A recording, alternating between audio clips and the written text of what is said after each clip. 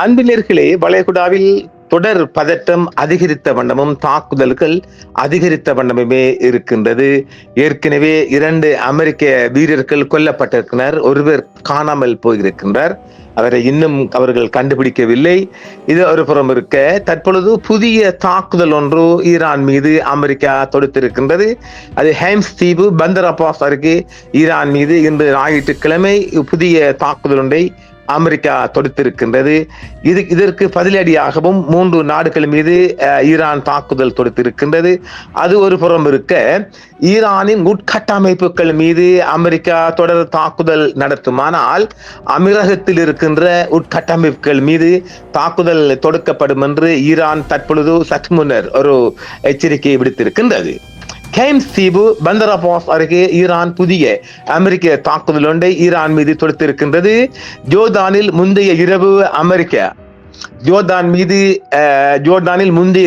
அமெரிக்க படை வீரர்களை கொன்ற ஈரானிய பாலிஸ்டிக் ஏவுகணை மற்றும் ஆளில்லா விமான தாக்குதலுக்கு பதிலடியாக ஹேம்ஸ் தீவு மற்றும் பந்தர் அப்பாஸ் அருகே உள்ள இடங்களை குறிவைத்து ஈரான் மீது அமெரிக்க படைகள் புதிய வான் தாக்குதலை தொடுத்திருப்பதாக அமெரிக்க மத்திய கட்டளை பணிகம் சற்று முன்னர் தெரிவித்திருக்கின்றது. இன்றைய ஞாயிற்றுக்கிழமை நள்ளிரவு கடந்த செய்தியாக ஜோர்டானில் முந்தைய இரவு அமெரிக்க படை வீரர்களை கொன்ற ஈரானிய பாலிஸ்டிக் ஏவுகணை மற்றும் ஆளில்லா விமான தாக்குதலுக்கு பதிலடியாக ஹேம்ஸ் தீவு மற்றும் பந்தர் அப்பாஸ் அருகே உள்ள இடங்களை குறிவைத்து ஈரான் மீது அமெரிக்கா வான்வழி தாக்குதல்களை தொடங்கி இருப்பதாக ஞாயிற்றுக்கிழமை செய்தியாக தெரிவித்திருக்கிறது. ஜோர்டானில் உள்ள பாலிஸ்டிக் ஏவுகணைகள் மற்றும் ஆளில்லா விமானங்கள் அமெரிக்க படைகள் கொல்லப்பட்ட சில மணி நேரங்களுக்கு பிறகுதான் ஹேம்ஸ் தீவும் பந்தர் அப்பாஸ் துறைமுக நகருக்கு அருகிலுள்ள இடங்களை குறிவைத்து ஈரான் மீது அமெரிக்க படைகள் ஒரு புதிய அலை வான்வழி தாக்குதலை தொடங்கியுள்ளதாக அமெரிக்க மத்திய கட்டளை பணியகம் தெரிவித்துள்ளது. உள்ளூர் நேரப்படி அதிகாலை 4 மணிக்கு சற்று முன்னர் கிட்டத்தட்ட 3:30 மணி பந்தர் அப்பாஸ் மற்றும் ஹேம்ஸ் தீவின் சில பகுதிகளில் வசிப்பவர்கள் சக்தி வாய்ந்த வெடிப்பு சத்தங்களை கேட்டதாக தெரிவித்ததாக அரச ஊடகங்கள் செய்திக்கு வெளியிட்டிருக்கிறது. ஹேம்ஸ் அருகே அதிகாலை சுமார் 3:40 மணிகளவில் ஒரு தளம் தாக்கப்பட்டதை பல செய்திகள் உறுதியம் செய்திருக்கின்றது. இந்த சம்பவத்தில் பொதுமக்கள் உயிரிழப்போ அல்லது குடியிருப்போ உட்கட்டமைப்புகளோ சேதம் ஏற்படவில்லை என்றும் ஈரானிய செய்திகள் தெரிவிக்கின்றது. இந்த நடவடிக்கை தலைமை தளபதியின் வழிகாட்டுதலின் கீழ் சென்ட்ரல் கமாண்ட் செய்திருப்பதாக அமெரிக்க செய்திகளும் தெரிவிக்கின்றது.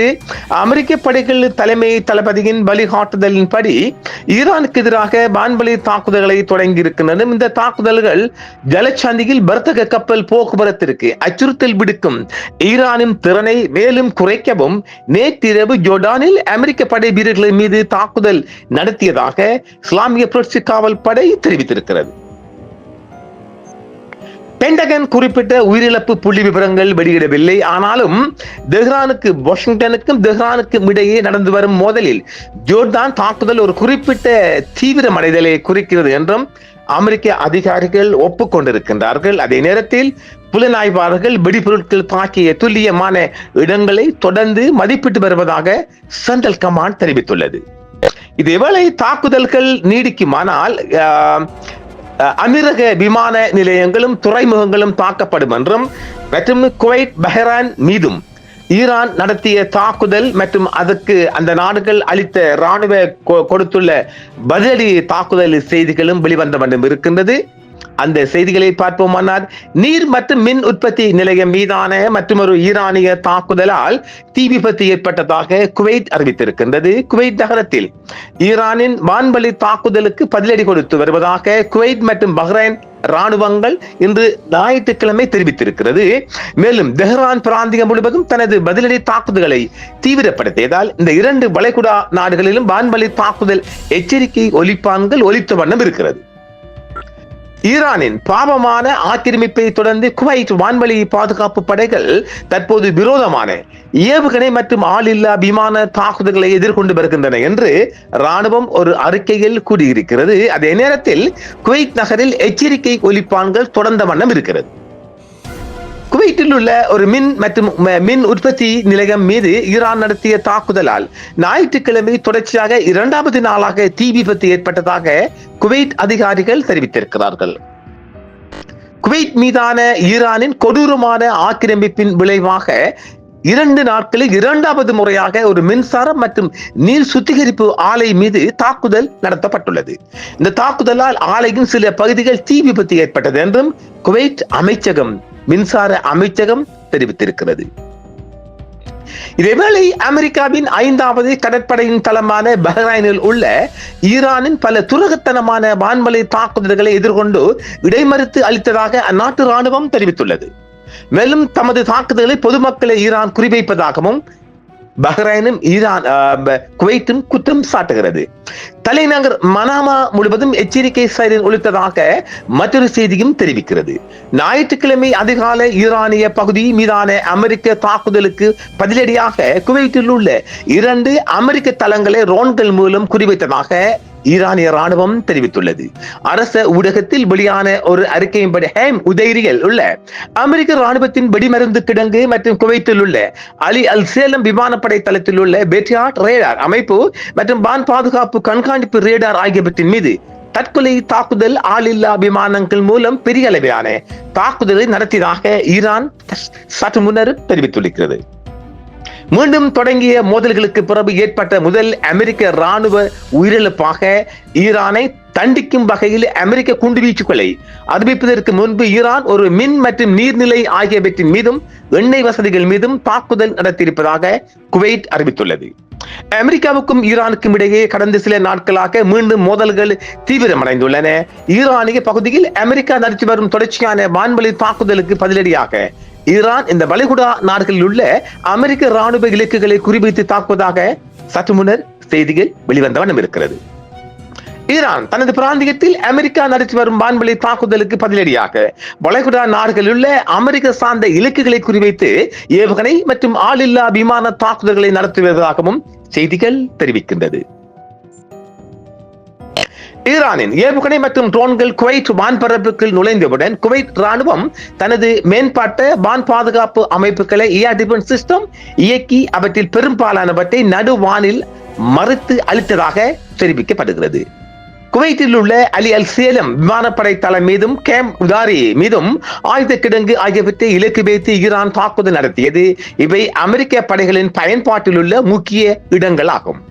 குவைத் ராணுவம் விடுத்துள்ள அறிக்கையில் எங்கள் வான்பரப்பின் மீது மேற்கொள்ளப்படும் எந்த ஒரு அத்துமீறலையும் எதிர்கொள்ளவும் நாட்டு மக்களின் பாதுகாப்பை உறுதி செய்யவும் நாங்கள் முழு தயார் நிலையில் இருக்கிறோம் என்றும் ஈரானின் இந்த தாக்குதலுக்கு எதிராக தகுந்த பாதுகாப்பு நடவடிக்கைகளை நாங்கள் எடுத்து வருகின்றோம் என்றும் குவைத் தெரிவித்திருக்கிறது. குவைத் நகரம் முழுவதும் வான்வழி தாக்குதல் எச்சரிக்கை ஒலிப்பான்கள் சைரன்கள் நீண்ட நேரம் ஒலித்ததாக அங்கிருந்து கிடைக்கும் செய்திகளும் தெரிவிக்கின்றது. மக்கள் பாதுகாப்பான நிலத்தடி இடங்களுக்கு செல்லுமாறு குவைத் எச்சரிக்கை விடுத்துள்ளது பொதுமக்களுக்கு. வான் பாதுகாப்பு அமைப்புகள் ஏவுகணையில் இடைமறித்தாலும் சில துண்டுகள் விழுந்ததில் மின்சாரம் மற்றும் நீர் சுத்திகரிப்பு நிலையங்கள் மீது சில சேதங்கள் ஏற்பட்டுள்ளதாகவும் குவைத் தெரிவித்துள்ளது. அமெரிக்க படைகளுடன் இணைந்து வான் பாதுகாப்பு கண்காணிப்பை குவைத் ராணுவம் மேலும் தீவிரப்படுத்தி இருப்பதாக இன்று ஞாயிற்றுக்கிழமை முற்றுமுழுதாகவும் குவைத்தின் பல பகுதிகளில் சைரன் ஒலித்ததாகவும் செய்திகள் தெரிவிக்கின்றது. இந்த சம்பவம் ஒரு தனிப்பட்ட தாக்குதல் மட்டுமல்ல, இது மத்திய கிழக்கில் நீண்ட காலமாக தொடரும் அமெரிக்கா ஈரான் மோதலின் ஒரு தீவிரமான கட்டமாகும் என்றும் தெரிவிக்கப்படுகிறது. இந்த தாக்குதல்களை தங்களை தற்காத்துக் கொள்ளும் நடவடிக்கையோ அல்லது நியாயப்படுத்துகிறது. ஆனால் குவைத் மற்றும் பஹ்ரைன் போன்ற நாடுகள் தாங்கள் நடுநிலையாக இருக்க முயன்றாலும் தங்களை இந்த போருக்குள் ஈரான் வலிந்து இழுப்பதாகவும் இந்த நாடுகள் குற்றம் சாட்டுகிறது. ஈரான் தனது ஏவுகணை மற்றும் கெமிக்கேஸ் ட்ரோன்களை பயன்படுத்தி குவைத் மற்றும் பஹ்ரைனில் உள்ள அமெரிக்க ராணுவ முகாம்களை குறிவைத்துள்ளது. குவைத்தில் உள்ள கேம் உதாரி வெடிபொருள் கிடங்கு மற்றும் அலி அல் சேலம் விமானப்படை தளத்தில் உள்ள வான் கண்காணிப்பு அமைப்புகளை தாக்கியதாக ஈரான் தெரிவித்துள்ளது. ஈரான் நடத்திய இந்த தாக்குதல்களை தங்கள் வான் பாதுகாப்பு அமைப்புகள் ஏர் டிஃபென்ஸ் சிஸ்டம் இடைமறித்து அளித்துள்ளதாக பஹ்ரைன் ராணுவம் தெரிவித்துள்ளது. இந்த தாக்குதல்களின் போது குவைத் நகரம் மற்றும் பஹ்ரைன் தலைநகரமான மனாமா ஆகிய இடங்களில் வான்வழி தாக்குதல் எச்சரிக்கைகள் ஒலித்து பொதுமக்களுக்கு ஒரு அதிர்வலை ஏற்படுத்தியதாகவும் செய்திகள் தெரிவிக்கின்றது. இதேவேளை குவைத்தில் உள்ள கேம் உதாரி ஆயுத கிடங்கு மற்றும் அலி அல் சேலம் விமான தளத்தில் உள்ள ரேடார் அமைப்புகள் குறிவைக்கப்பட்டுள்ளன. பஹ்ரைனில் உள்ள ஷேக் ஈசா விமானப்படை தளம் மற்றும் தரவு மையம் ஆகியனவும் தாக்கப்பட்டிருக்கின்றது. சேதங்கள் நாளை நாங்கள் வழங்குவோம். குவைத் மற்றும் பஹ்ரைன் ராணுவங்கள் தங்களின் வான் பாதுகாப்பு அமைப்புகள் மூலம் ஈரானின் ஏவுகணைகள் மற்றும் ட்ரோன்களை இடைமறித்து அளித்ததாக தெரிவிக்கின்றார்கள். அதில் எவ்வளவு தூரம் உண்மை இருக்கும் நமக்கு தெரியவில்லை. ஆனாலும் அமெரிக்க தாக்குதல்களை தொடர்ந்தால் ஐக்கிய அரபு அமீரகத்தின் விமான தளங்களும் துறைமுகங்களும் உட்கட்டமைப்பு வசதிகளும் தாக்கப்படும் என்றும் ஈரான் மிகப்பெரிய எச்சரிக்கை ஒன்றையும் கொடுத்திருக்கின்றது. செய்திகள் அதிகமாக வெளிவந்த வண்ணம் இருப்பதால் மீண்டும் மற்றொரு காணொளியில் சந்திப்போம்.